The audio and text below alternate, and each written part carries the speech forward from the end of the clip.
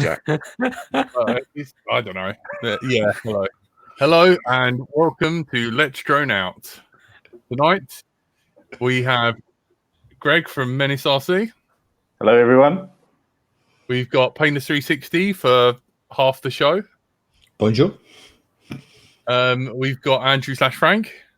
Good evening. Everyone's favourite curry kitten. Hello. And we will have NJ in about 5 minutes. So he will magically appear. And I'm bright until I fly. Welcome to the show. Where's Greg gone? Oh, he's back. Oh, right, okay.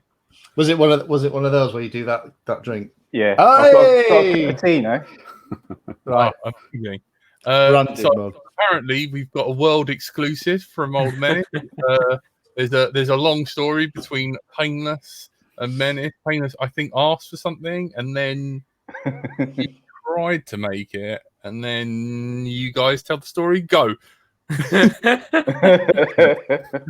So, bearing in mind we've got an hour, we can probably tell the slightly longer version of this. But Greg, do you want to kick it off and explain how this idea came about, and we'll kind of work up to the unveiling. All right, so Western Park, we all love it, don't we? And for a couple of years running, I've go to Western Park, meet up with Lee, we have a little chat. Have a pint, and we discuss ideas and things that the hobby needs. And Lee came up with a really good idea. So this was a long time ago, and this was summer 2018. This is how long ago? Yeah. Well, this is 2 years ago. How long 2 years? ago? Yeah. So Lee had this idea, and we discussed it. I liked the idea. It took me a while to sort of warm to it and sort of come up with how we were going to execute it, and then started working on it. So. Shall I explain the problem that I've got? Go on. So the problem that I've got as a wing flyer is that every time, and those of you that watch the channel and watch me build stuff, we have these wonderful, sleek, super duper wings. This one's actually got crossfire in it. And then what we do is we stick an antenna on the top of it like that. We don't stick it out the bottom, or you can try to, but every one of these super duper sleek models that you make, we end up doing this. Now, of course, this is a Menace antenna. Hello, Greg. But this is what we end up doing. And I said to Greg, hang on a minute, there's got to be a better way for fixed wing to have an FPV antenna that's aerodynamic, that doesn't look like a lollipop stick stuck out the top of your wing or plane or whatever it is for fixed wing. And I said, I've had this idea. Can we not make it so that the antenna can be sunk so it's flat against the wing and have some kind of aerodynamic shell that goes over the top? And Greg went, yeah, we could. And then carried on sipping his pint. Right? So fast forward to summer summer last year, 2019, because of course, before the world exploded. So we're sat there again having another pint, and I says to Greg, do you remember that idea we had? I pitched two. The other one was someone else did it. I said, we've had this idea and we talked about it. Have you managed to do anything on it? And Greg went very quiet and sipped his pint. And I said, you do realize there's no antennas on the market specifically built for fixed wing, because they're all like this. This is what we have to do. We have to stick it. We have to have the lollipop. I want something that's aerodynamic. It's like a little bubble. And then I don't know if you remember, but FR Sky came out with something called the Rover, which was a tricopter, and it's like a white and orange thing. And bloody hell, what they did is they put the antenna underneath it on the belly, so when it's flying above you, the antenna is actually pointing down towards you. So I sent Greg a picture of this. I sent a picture when I was doing the review, and I just went, Greg, this is what we're talking about, but it's not aerodynamic. And Greg took another sip of his pint, And went, I'll think about it. Anyway, fast forward to the end of last year. This is how long it's been going on. Greg starts working on this because the challenge, of course, is that not only have you got the antenna that sticks out like this, you've also got all the gubbins underneath the antenna that you've got to how do you get neatly from a sunken in antenna onto your VTX? And went through loads of iterations, loads of testing. Christmas, it looked like it was going to be out for Easter. Do you remember this, Greg? Yeah. When we thought it was Easter. Jesus. Yeah. So much so, I actually put it in an article that I was writing for a magazine because we're like, oh, it'll be out for Easter. It'll be fine. Because Greg's like, I'm nearly there. I've got the designs. It's a polycarbonate shell. It's aerodynamics. All going to be great. Brilliant. Just got to get the samples in, and then if it's not perfect, I'll tweak it and we'll get the final ones in. Great, Greg. We're great. And then COVID happened. China closed. The world fell apart.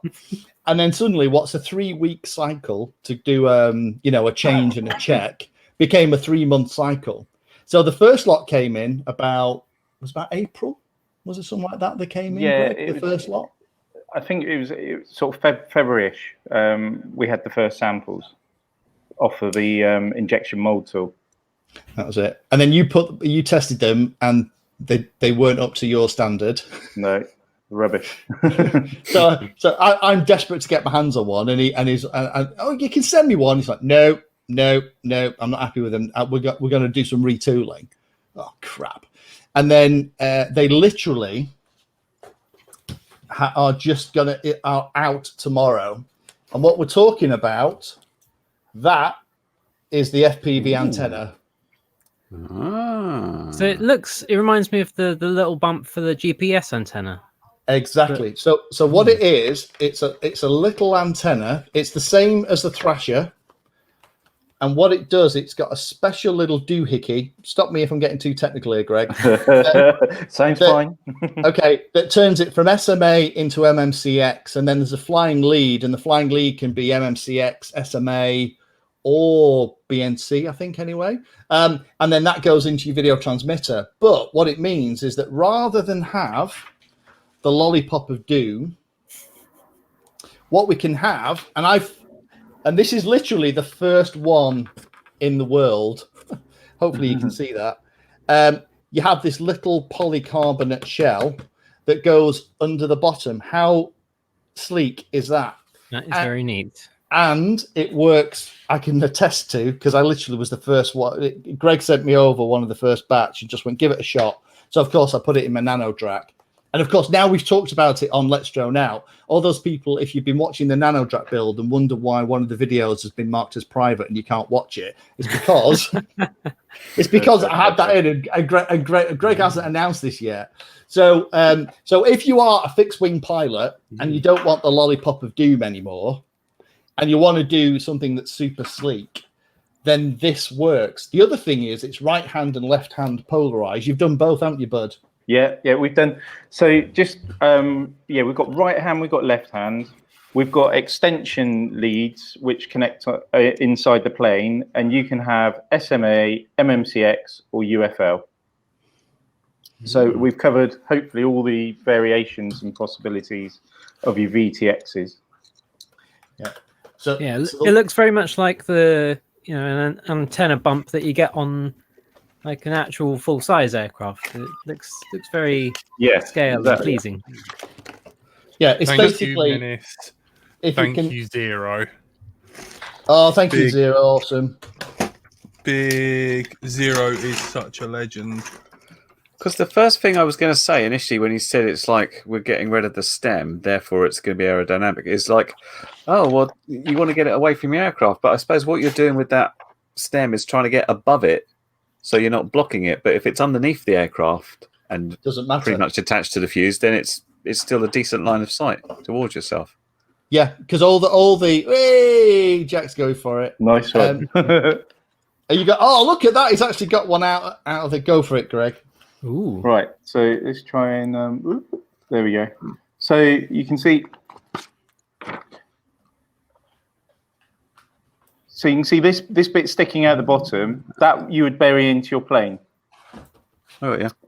And then what we've got here, we've had to have a custom-made connector, which is MMCX on the end there, but it attaches to the RG402, which is very important for the operation of the pagoda style antenna that we use.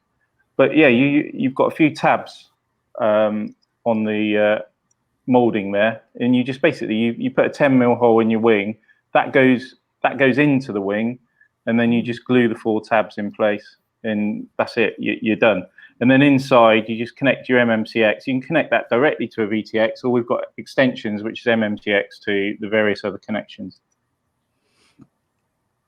Can I order them now? Yeah. Yes. Right. So we've made the website live about 2 minutes before we come on air. We've got them.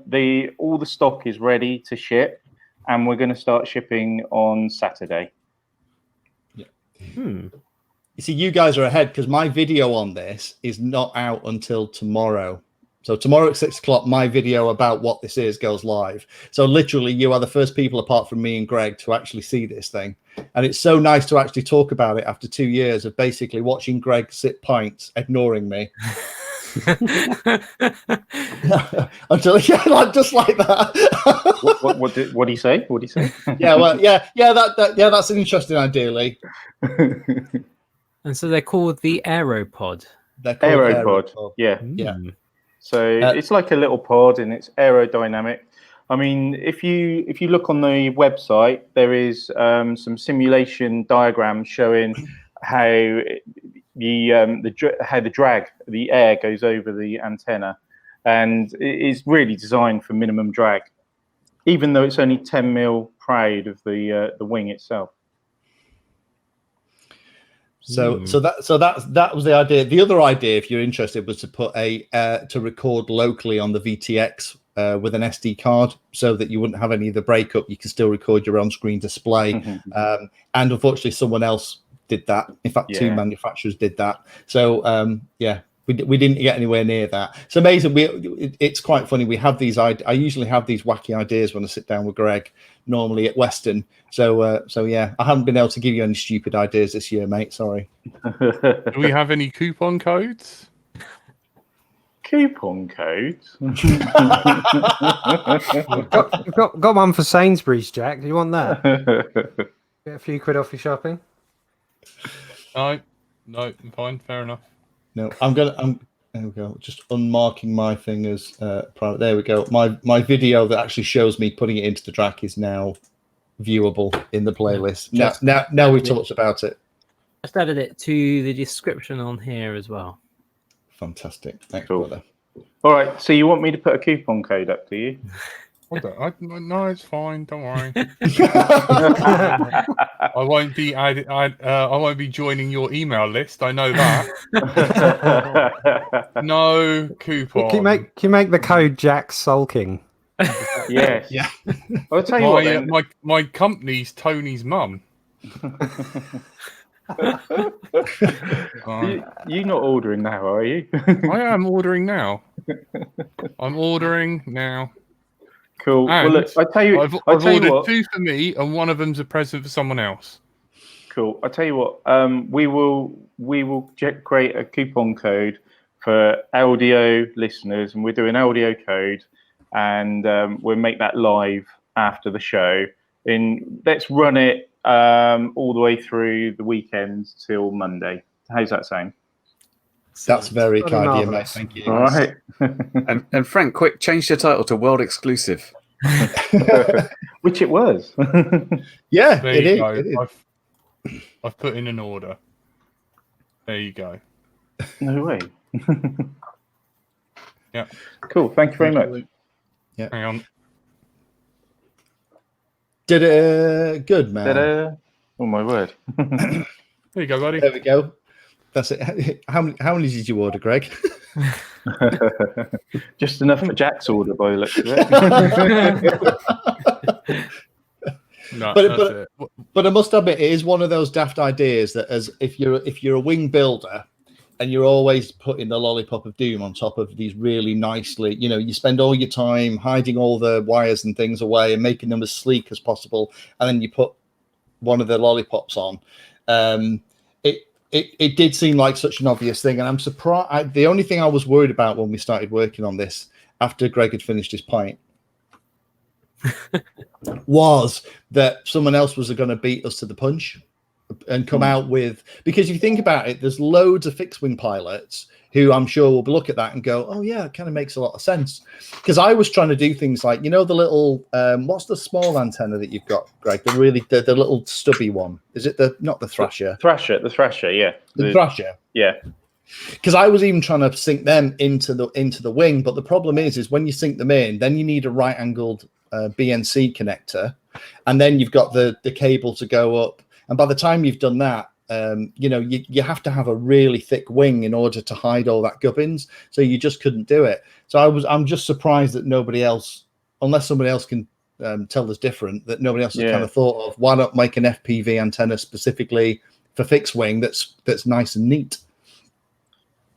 I must say I'm particularly pleased that you did the aerodynamic side of things as well, because obviously in the quad world, the aerodynamics thing, when people talk about aerodynamics, it always just A triggers me, Rick. And B quick, everyone get behind the couch, NJ's going to kick off. But yeah, obviously quadcopters inherently have absolutely nothing aerodynamic about them, and when it comes to the aerodynamics on an aircraft, it's a real big thing, because an antenna, just an antenna, actually creates quite a big amount of drag. In fact, a good point of reference for this is one of the major speed limits. So if you remember on those big old, the old sort of war biplanes, you know, one of the biggest things that slowed those down, it wasn't a power problem. It was all the string bracing between the upper and lower wing. And if you ever watch the oscillation of those, if you ever saw what was actually happening to them and they'd get into oscillation at certain wind speeds, the amount of drag that would come off the back of those was absolutely horrific. They'd get off the ground very quickly for having lots of lift, which was good for short runways, but the drag was a big thing. So that little thing, just that tiny little change in aerodynamic improvement, can actually make meaningful differences on a wing. So yeah, bravo, sir. There's been a really good question from Long Range FPV, which is, can you use them with DJI FPV? I know the answer to this, but I'm going to hand over to the guy that designed them to answer this, because I'm not getting anywhere near that. Greg, over to you. Right. So look, we made them in right hand, we made them in left hand, and we made them with various connectors.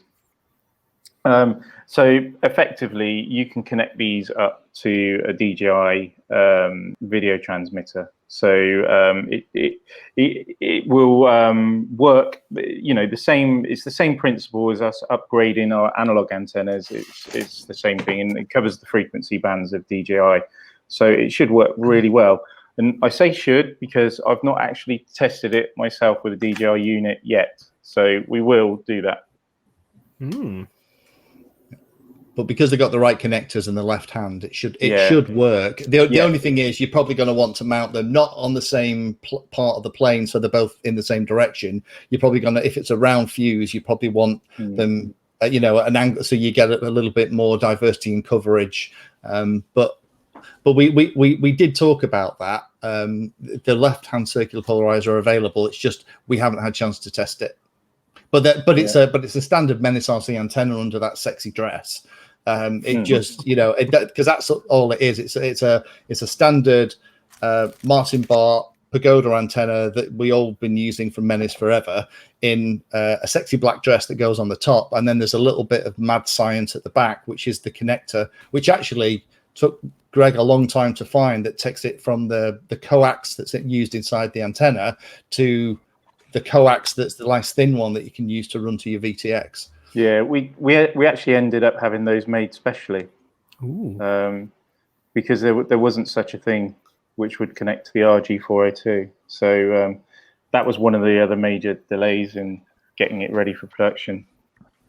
Well, you tried a couple of things, hadn't you? And none of them, you were getting some serious losses through all the other ideas that were out there. Yeah, we tried all sorts of different cables, connections, micro strips, 90-degree micro strips, and so on, and everything wasn't just not performing how it should. So in the end, it was just like, let's make a connector that's specific for this antenna. In fact, it was PCBs at one point. It was actually like a flat PCB with the elements and everything soldered on, and then going off that you could. And that would have been, if that had worked, it'd have been immense, because you'd probably saved about 5 or 6 millimeters of the depth. Because I know that some people will ask this, but the depth from the back of the plastic polycarbonate shell to the top of the brass adapter is 20 millimeters. So you do need to either have a 20 millimeter thick wing for it to all be hidden away, or what it means is in something like this, when you mount it underneath, the top pokes out beautifully, ready to, so that you can just snap the MMCX connector on the side. But you need 20 millimeters or more to mount it, either through or in. Yeah, I'm really looking forward to having a go with that one. I think that'll be nice on that wing. I'll stick it on that wing. Cool. Do that. It's really good. If you want to see how it performs, just last thing from me, the maiden video for the NanoDrac series that's just started. The NanoDrac's been done, it's been flown, it's been taken care of. The maiden video is all done with that antenna, and you can see how well it performs. Because again, you can't help flying a NanoDrac. Well, any Drac, like you stole it, and even though it was a maiden, probably got a little bit carried away. But all of that FPV footage that you're viewing in the maiden was through that antenna. Remember, when the officer asks, you were flying enthusiastically, Lee. That's right. No, I had my spotter, Uncle Ross. Actually, if you listen to the audio on the maiden, he's worse, because I start the maiden and I throw it up and I'm flying around and I'm doing 50% throttle and it's doing 64 miles an hour or whatever it was. So I'm going, it's faster than I thought it was going to be. And then you can hear on the audio him going, go on, give it a run. And I'm just like, yeah, okay then. So he's definitely the bad influence, and then we're doing all these strafing runs down the. But the thing is, they make such a stupid noise. They do, you just get that over the top of you, and then all you can hear is him and I laughing like we always do when we're doing these things. Just because you have this little dot in the distance, and then it just goes whoop, and it's another little dot as it kind of screams into the air. But no, I just had to see. I mean, personally, I'm kind of interested to see how this goes and what the feedback is, and I'm interested to see how long it is before other people think, "Oh, that's not a bad idea," and start to copy it. But I need to say thanks to Greg for sticking with me and actually not just telling me to shut up every time we spoke. And I said, "So, how's the aeropod coming?" And Greg went, "Yeah, it's fine." For not telling me to wipe my neck. So thank you, Greg, for sticking with me, because as a wing pilot, you have made me very happy, and I'm going to be ordering 5 tomorrow, probably with the LDO code. I've done it without the LDO code, but everyone thanked me. I'm sorry, Greg. It's going to be like something like 2%. It's going to be like, shut up, Jack. Yeah, we're doing a -5%. There we go. That will go on the Patreon and the Facebook and everywhere else I can think to put it. That's fantastic. Cool. I know the sort of three of us up here are kind of eyeing up the how the DJI is gradually making its way through the FPV population and eyeing it with suspicion. With your because you've got your special antennas for the goggles.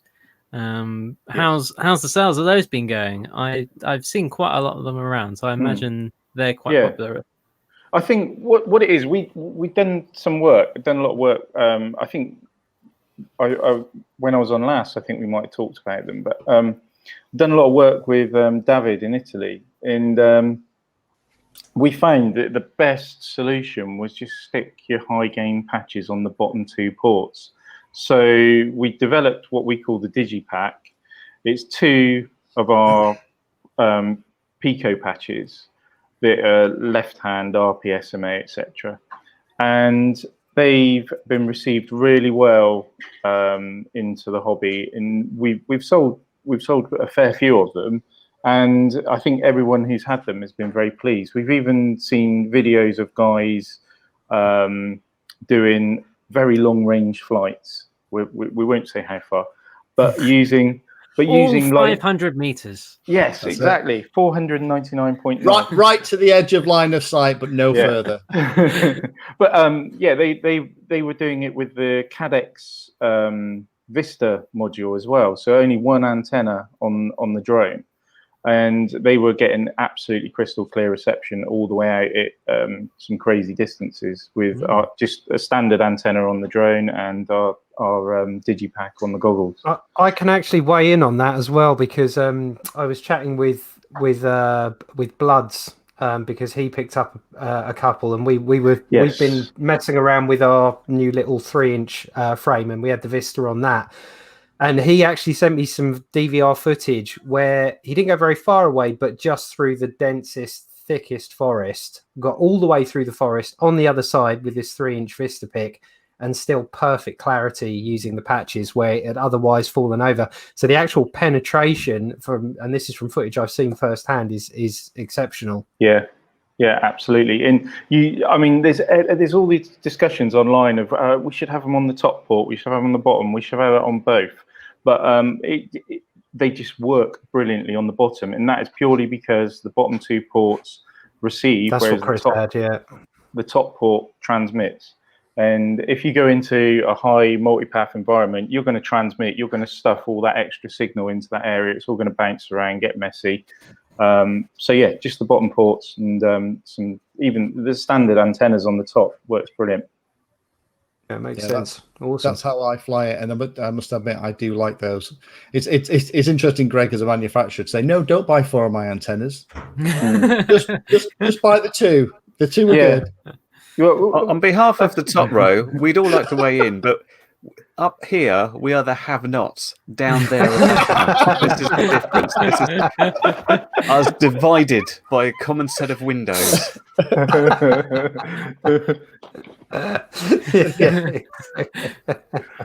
my word. Well, if we ever get to fly together, then yeah, we'll bring all the HD stuff, and yeah.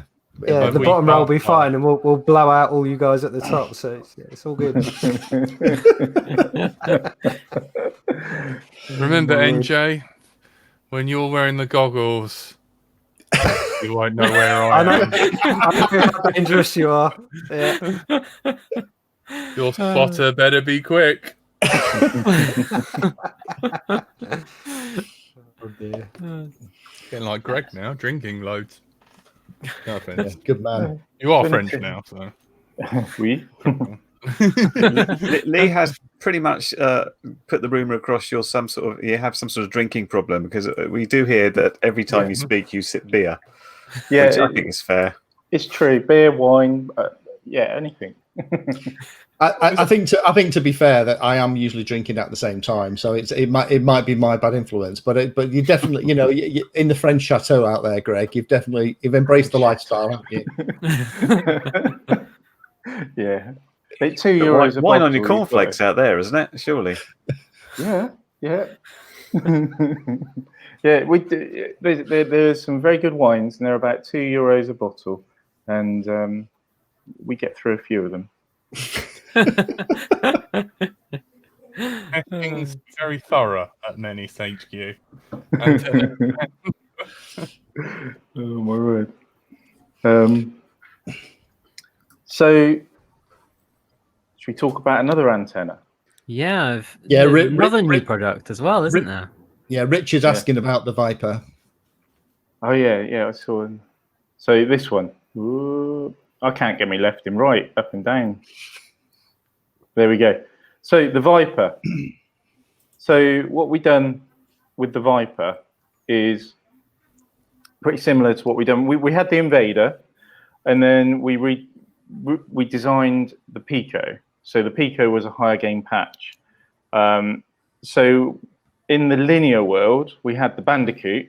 So we've done the same thing. We've designed the Viper. So it's a higher gain linear patch. It was released a few days ago, probably about a week ago, I think.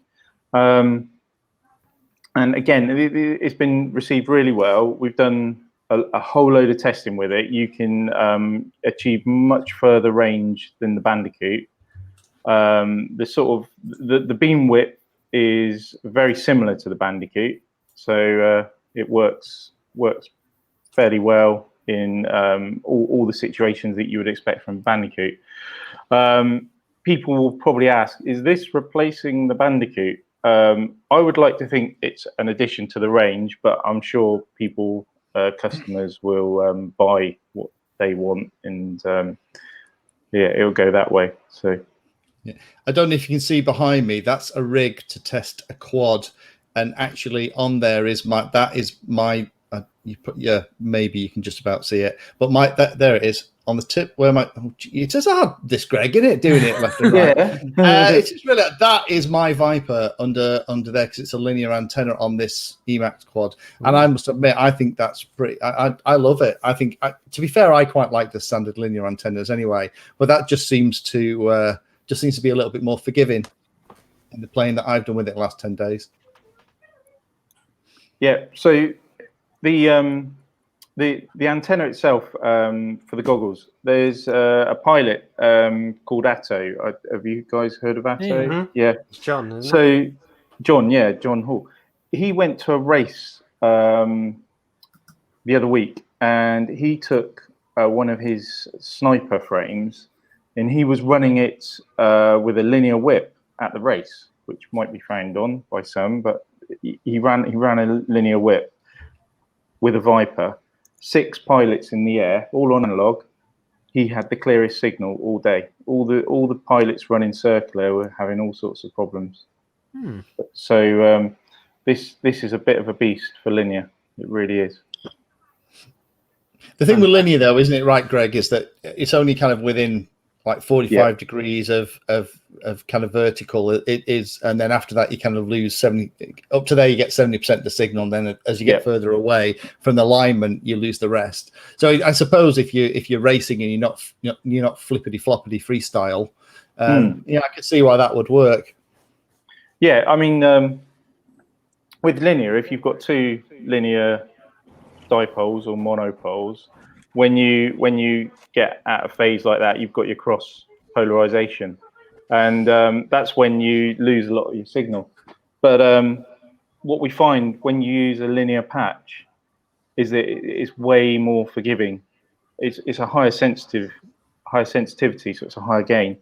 But if you are spinning around with your drone, when you go past that worst point of cross polarization, it is hardly noticeable, and you can see it in videos that you don't experience that breakup. So what's the impact on the beam width then? Because it's got the same element as the Pico has, and that second element seems to, I know in the Pico it brought in the beam width a little bit, because you kind of got more gain and more distance, but you sacrificed a bit of the sky. You lose a little bit in the beam width. So this one is like 90 degrees this way, horizontal, 90 degrees vertical. So you've got good all-round coverage. With the Bandicoot, it's a little bit wider. I think it's about 105 degrees or something without actually pulling the spec up. So you do lose a little bit. But when you talk in terms of the actual sensitivity at, let's call it 100 degrees. So if you're using the Bandicoot and you set your beam width was 100 degrees and it's a lower gain patch compared to the Viper, the actual gain at this 100 degrees will be a certain level. But then if you do the same thing with the Viper and it's got a smaller beam width, you're still going to be receiving at 100 degrees. But because it's a higher gain, at that same point as the Bandicoot, you will still receive the same level of signal. So whilst you can say, yeah, what's the beam width? It's really, well, you should be saying what's the beam width and what's the gain and what am I actually going to be receiving at those angles, if that makes sense to everyone. So if I can just, so what you're saying is, because it has a higher gain, even though the beam width is narrower, because it has a higher gain, you still get the same kind of reception on the fringes anyway, because it's a higher gain antenna. Yeah. Is that right? Okay. That's essentially it. Because when you determine the beam width for an antenna, you take the half power points, which is minus 3 dB back. So that's how you work out your points. But if you yeah, so on the fringes of the Viper, you're still going to receive the signal at the same level as you would with the Viper, which is on spec, got a wider beam. Right. Is it worthwhile making a video on this at some point, Greg? Because to be honest, we need a diagram. Yeah. Let's make a video. We'll make a video. Oh look! Oh, here we go. Nice. For those listening on the podcast, Jack is now not quite on the back of a fag packet, but close, drawing a diagram.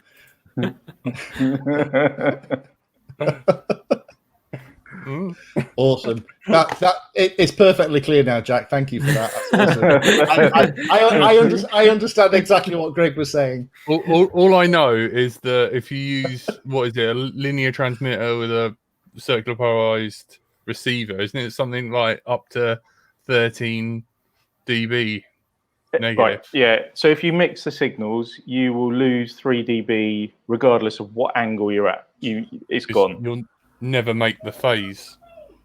No, because you're mixing polarization. So linear to linear, you get your maximum signal strength. Circular to circular, you'll get your maximum signal strength. Circular to linear, it's going to reduce by 3 dB.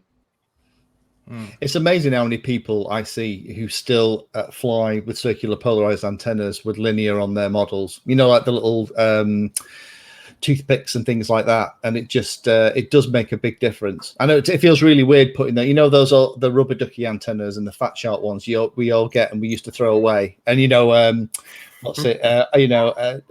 Oh God, what X-Jet always used to make a joke of like throwing that away when he unboxed goggles. Actually, screwing one of those old style rubber ducky antennas into your, £500 goggles feels really weird. But actually, it's the best thing to do if you've got a whip antenna on your model.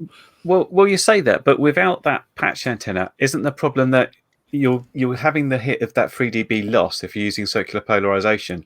But as soon as you go out of orientation and you get dephased, don't you lose an awful lot more? And it's best to take that 3 dB hit.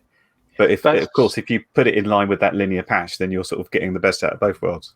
Yes, yeah, that is right. But I think what I was sort of explaining earlier is that with the patch, it's much more forgiving. So say you have your two linear monopoles or dipoles. When you get to 90 degrees, that's the worst point, and it's about a minus 30 dB loss. Yes. So with the patch, when you get to 90 degrees, it's way more forgiving than using two monopoles. Oh, is that because that gain is sort of pulling that power back, as you were saying? Because you've got the gain is there, and it's not like you've got two thin pieces of wire, and then you've only got that cross section. Where my two fingers cross. That's what you're left with. With the patch, it's quite a big copper area that you've got there. So I love the fact. Sorry. I was just going to say, I love the fact, Greg, that actually you don't quite know exactly how these linear patches work. They just work. Yeah. Yeah. Because when he came out with the first one, he sent it to me. I was like, oh, this is really interesting. So what have you done? How's it work? And he went, I'm actually not sure. I just did this design and it was amazing for linear. And I was like, oh, okay, right, fine. So not only did you not know how it works, you've actually managed to improve on it and still not completely sure exactly how it works inside. Yeah, but the easiest way to describe it is it's far less forgiving. What's Jack sharing now? That's what he's on about with the circular polar. It's how a circular polarized RF wave propagates. So the red's the linear, is that right? Going back.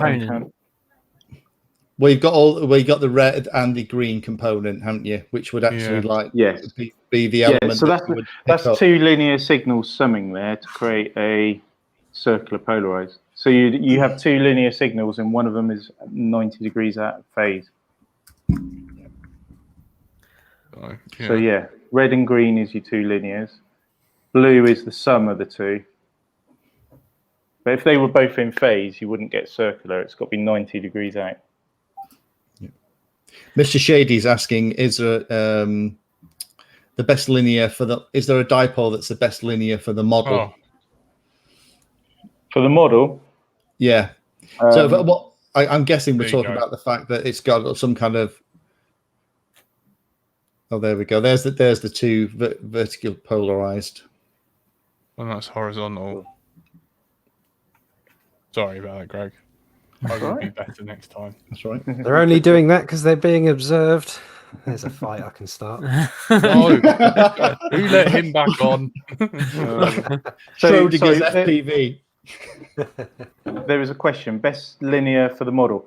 So at the moment, for the models, just the little wire, sort of like whip type antennas.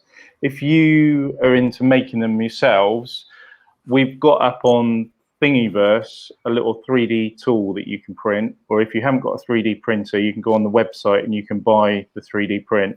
And basically, you use some coax cable, and it's got little apertures and things built into it, so you can strip it, cut it, make the ground parts and everything, and it comes out perfectly tuned every time. If you're into making antennas. We also did that video, Greg, about the difference between circular polarized and linear, and then we actually rotated the two together to show you in which instance a linear is actually a better option than circular. Because the thing is, we all assume that circular polarized is the best, because when you flip in and roll in and you're not sure what orientation you're going to be in, you have a very good chance that you're going to still get the same kind of reception no matter how the orientation is between the two antennas, because that's kind of the whole point of circular polarized. With linear, the way it works is that if you're only going to get about 45 degree out of phase with the two elements, so you may be flying a wing and you're not looping and rolling, sometimes linear is actually a better bet. It gives you a better signal strength and less dropout. Yeah, we did that video on it. There's a video in the FPV antenna lab that Greg did all the testing for. Yeah, it's well worth having a look at the FPV antenna lab, because we cover a lot of things, a lot of questions that are raised by pilots, and we've tested them with vector network analyzers and things like that. Yeah, all your expensive stuff that none of us have. Yep, a Yagi is linear. Yeah, where's our Yagi, Menace? A Yagi? You want a Yagi? Or a Yogi, whatever. I like the Yagi antennas because they look like your classic kind of 40s science fiction ray gun. It's like it's just like a TV antenna, isn't it? It's just hold one of those up and look. There you go. Essentially, yes, they are Yagi. Earlier, there was a question from Clive asking, can we have a better looking rubber ducky? So I guess that'd be like a linear periscope to go with the linear pico patch. Can we have one like a Toyota Corolla that when you switch your radio on, it goes up? or when you get excited. Yeah. Oh my word. Yeah, I'll have a look at linear. Don't do or for aerodynamic purpose, could we actually make it the shape of a duck? Because Mother Nature made those pretty aerodynamic. Were they aerodynamic or aquadynamic? Aside, a linear antenna that actually had a cross section that was more teardrop shaped, so it actually in the airflow it acted aerodynamically. Is not actually it's not a bad idea actually. NJ, I like that one. Like the antenna fins that you see on the back of like a 737 or something. Yeah, just to help the airflow separate off the back a little bit for the drag. That would probably be a good idea on things like, going back to Wayne's thing we talked about earlier, the telemetry radios, those big rubber ducky antennas for things like telemetry radios for Ardocopter. Not that it's going to be going that quick, but it's an interesting idea. Come on, Menace, drink more so you might actually do it. We need to go through about another 5 pints before we get to the point where he actually pulls out the design pencil. How's your pond? My pond? Well, stream. River. Oh, yeah. Your reservoir. Slightly off topic. Do you want to explain why I'd asked such a question? Right. So here in France, we actually live in an old mill, an old water mill, and we're renovating it. And part of the renovation is that we're going to try and restore the waterways around the mill. One part of the mill, there's a vortex turbine chamber, which was used, I think, back in the 90s to generate electricity. Another part of the mill, there's a load of raceways, which were used for breeding trout. So we're going to sort of update and do all that. So, but we had floods in the winter, which it was more of a lake than a pond. But yeah, it's completely dry out there now, and there's hardly any water coming through the stream. Yeah. So this leads on to lithium ion. Have you made a power wall? And will you make us power lithium ion backs? Or I could ask you about your goat. Oh my god! I'm in control. Oh no! Lithium ion. Yes, lithium ion is what I want to store the energy in when we get to making the electricity. And the goat is a pain in the arse. That's the donkey, Greg. We've talked about this. Oh dear. Is that London being London? It's got to be Andrew. Not me. Not me. It's me. It's me. It's my wife's car that she got her alarm fixed, or I should say fixed today, but not fixed. I will mute myself until it's turned off. I mean, do check it's not genuine burglary, because there is always that possibility. Please, we're a very middle class area. We don't have car thieves here. We leave that to Frank's area. Oh, we just don't have He's cars. going for a joyride. Yeah, you just can't risk cars. There was a good question from Son and Dad FPV asking about the aeropod. On a wing, should they be placed on the underside? Really good question, and we didn't really cover that properly. No, perhaps we should nip back to it. The shell of the aeropod is polycarbonate injection molded, so it's really tough. We've designed it primarily to mount underneath the wing. The main reason for that is because say you're mounting it onto the fuselage, you'll have all your electronics inside. So if it was on top, electronics, you're stood underneath. So pop it underneath and you're going to get a clearer signal down to your FPV receiving gear. Yeah, so wherever you can, if you can mount it underneath, because the plane in theory should always be above head height, unless something's really gone wrong, then the idea is that you always have a clear visual line onto the antenna at the bottom. One of the reasons that we end up doing the lollipop of doom, or I do anyway, is because what I'm trying to do is get all the active elements as far away from things like the battery, flight controller, ESC, cabling, everything else that's inside the model, so that the signal can come through a part of the foam, through the plane, through the air into my goggles. The idea with the aeropod is we don't have to worry about that. If that's popped under the wing and it's here, then when it's above head height, I'm looking, or the goggle antenna is looking directly at the active elements of the antenna. There's no chance of, unless you're flying upside down, of course, of actually being on the wrong side of something like a big lithium-ion battery or LiPo battery. And it should be on the underside unless you're flying inverted a lot or doing lots of trench runs. That's the answer. Exactly. Yes. Yeah. And you should have a clear line of sight all the way to the ice wall too, shouldn't you? Because obviously there's no curvature to worry about. Just trying to make up for Tony not being here, guys. No, thanks, Matt.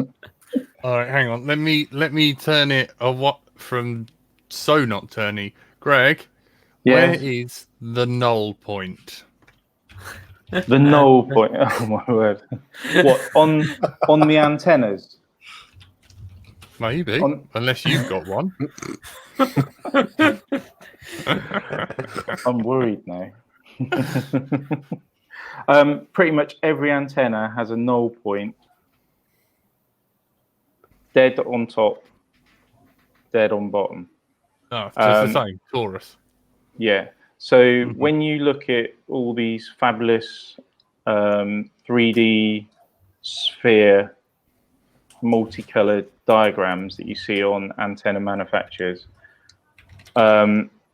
if you look at the very top and the very bottom, even if it's a complete sphere, there will be a null point here and here, because it's pretty much impossible to get a perfect sphere from the antenna.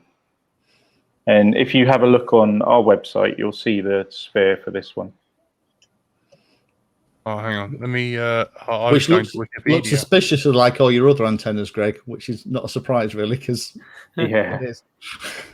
Are you just copying and pasting the same radiation pattern, Greg?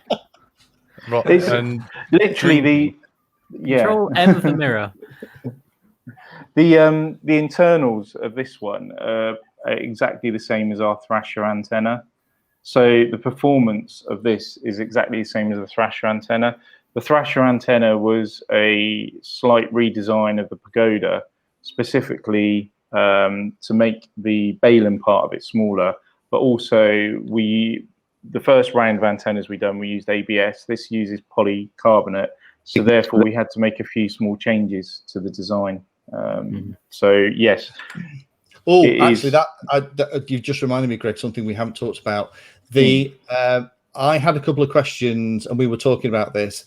The tune of the antenna is designed so that with a polycarbonate shell clipped on the top, because it only clipped, right? That it looks like that. It is perfectly tuned for 5.8, like all the other antennas are.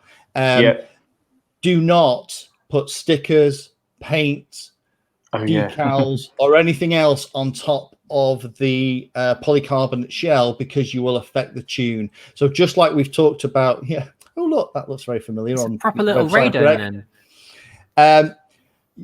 So you have to be really careful. Definitely don't paint it with any paint with things like metal flaking. That would be really bad. But even things like putting decals, stickers, laminating foam, if you're going to have any of those on your model, put the aeropod on top of that, not underneath, because otherwise you'll affect the performance. TPU as well, keep that away. Does that mean if you cracked or lost the little cover for it, you should replace that because that's part of the tuning? Or takes into account part of the tuning? Yeah, if you take the cover off, the tuning shifts. Right. So whilst it would still work, it will not work optimally. So you really need to have it as is. So yes, if you did lose the cover or break the cover, then you need to put a replacement on. Does that mean that why can't we buy a replacement cover? I'll sell you a replacement cover. Have you broken it already? He already owned it 15 minutes ago. I'm ordered them, but he had someone stamped on them back at the warehouse. Does that mean that there's the possibility that we can buy different covers tuned to different frequencies? So if, like Tony, you're always flying on R1 because you've got button VTXs that you haven't connected up to smart audio, you can have a special R1 tuned cover. Well, you don't tune the cover for the antenna. You tune the antenna for the cover. So you would, if you wanted specifically built antennas for optimum, I mean, the center frequency is set at each of those race bands. You would end up with 8 complete different antennas. Wow. Although, who knows what's in the spares bin, Greg? You might get if there's one up there, you might be able to stick it in the stuff you're about to send Jack. Yeah. Penis-shaped antenna for Tony. Sorry, I didn't hear that. What was that? It's fine. It doesn't. Make a lovely hen party gift. Greg is not making willy-shaped antennas. Look, very aerodynamic. Okay. One of the other ideas I've given to Greg that's slightly less controversial was I did say to Greg he should do special editions of his antennas in different colors because they tend to be black or white or other thing. And I said, do red or pinks or yellows or oranges or whatever, and then people can have can kind of customize their kit. And I've been asking that for Yonks and Yonks, and that's at the moment we're still having that. Oh really? Reaction to every time. But I think that's quite a good idea. But apparently, it's something to do with because it's all PCB based. You're saying, Greg, it's the color of the PCBs you can get it in, or something. There's only a certain number of color PCBs, plus our inventory go through the roof.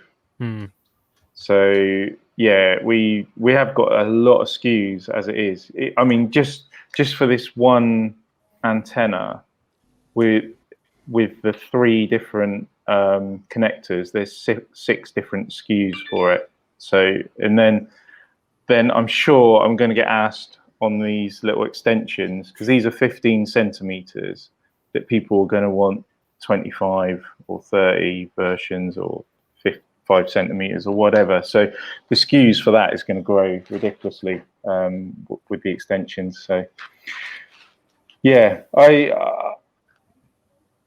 bottom line is we're not going to get any different colours, are we, Greg? That's what you're saying.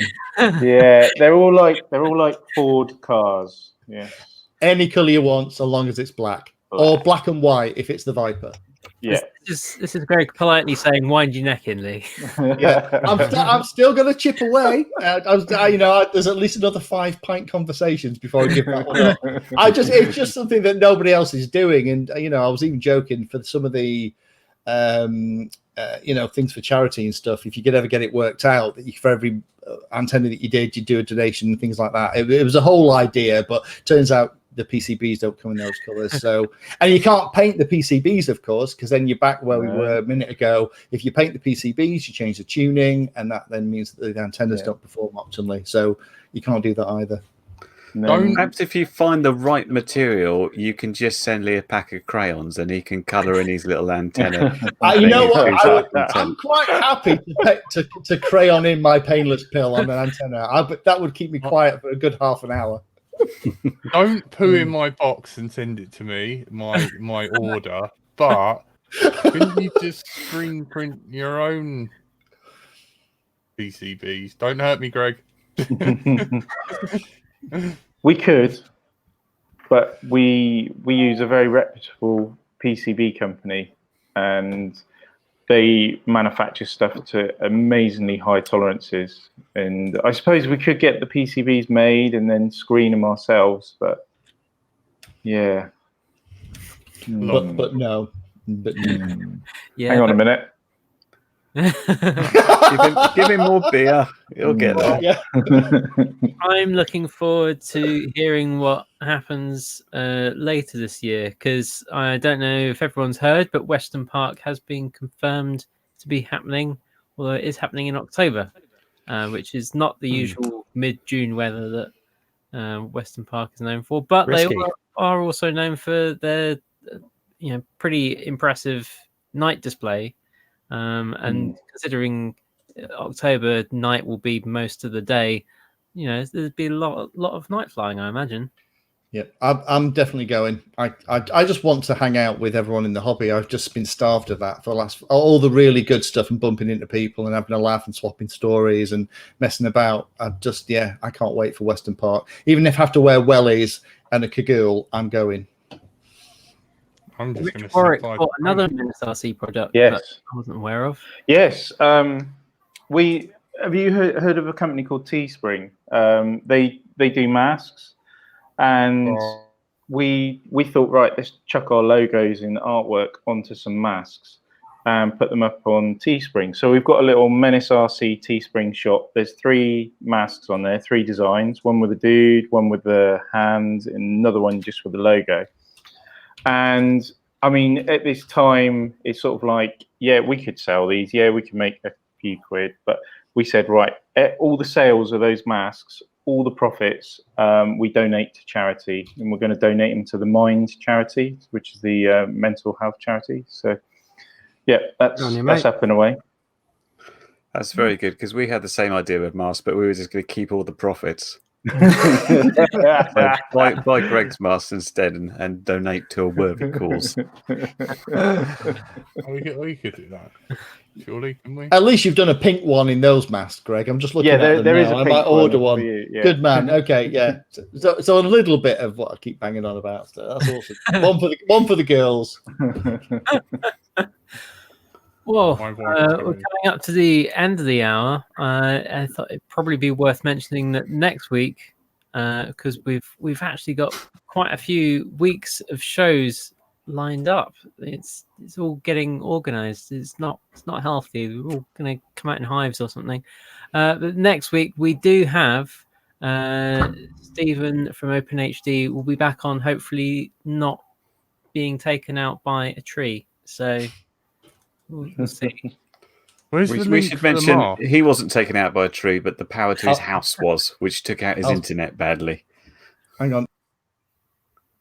Oh, Oh, Where's he did gone? Painless get hit by a tree? That was the hour mark, people. You know, Yeah, that's it. It's very strict on time. His OCD got the better of him. cable. we didn't put another 50p in the meter on Lee, so Lee's gone. Where's I'm I just can't add him. sending you a link, Jack. What in the private chat? Oh yeah, there's that. Let's go to that. I don't know. Or Hang on. I've just You popped send it it in to the me on- private chat. I popped it in Ah, private yeah, there you go. Teespring stuff. Cool. There you go. Something weird happened on my PC. Then I was in the middle of cutting and pasting, and my browser just went, yeah, whatever, I'm out. oh, Richard has done it. Thank you. Why is everyone so much better than this? I give up. Thank you, chat. I love the chat. Do you want me to sign you guys out, or you're done? No worries.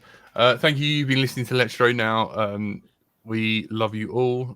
We love our patrons. Like, subscribe. Me and Toaster are having a race. We've been joined by the lovely Menace from menacrc.co.uk. Greg. Thank you for having me. We've been joined by the best mini drac in the world, Painless 360. Good night, everybody. Thank you. God, that's a lovely model, my friend. The sexiest man in the world, NJ Tech. Never losing this tag, am I? Take care, everyone. See you again soon. You haven't seen what I've written on that package I'm sending you. And we've been joined by Andrew/Frank. Bye. Everyone's favourite curry kitten. Goodbye. And I've been Jack, Bright Till I Fly. You've been listening to Let's Throw Now, live every Thursday. Thank you. Good night. And there's the Menace RC coupon codes just been put in our little chat here. Capital LDO, little case rocks. All Cool. one word. That'd be, I think you that'd be live in misspelled about the word 5 Cox.